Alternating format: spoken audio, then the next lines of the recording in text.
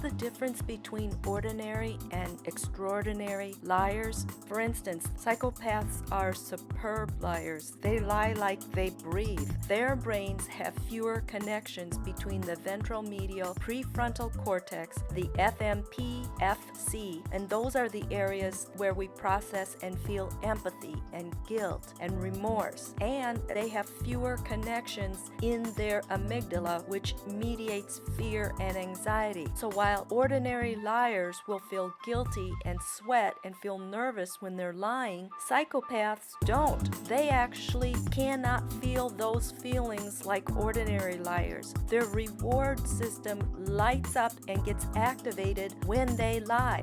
They love duping people. They get a delight for duping people, and they revel in hurting and destroying and incapacitating others. Also, the diffusion tensor images, the DTI, also show reduced structural integrity in the brains of a psychopath's white matter fibers, which connect to the ventromedial prefrontal cortex and the amygdala. So they have reduced structural integrity in their white matter. They have fewer white matter areas compared to gray matter, and they have fewer connections between the ventral medial prefrontal cortex and the amygdala. Interestingly, and in comparison to psychopaths, the brains of people with autism disorder have more white matter. Those with autism are more concrete and literal in their thinking, and they're less quick to think up and then verbalize complicated lies. People with autism are more truth-based. The other thing to note is people make the mistake of thinking that those who meet criteria for cluster B personality disorders like antisocial personality disorder, borderline personality disorder, and narcissistic personality disorder will react like the rest of us with regret, remorse, guilt, and a moral conscience.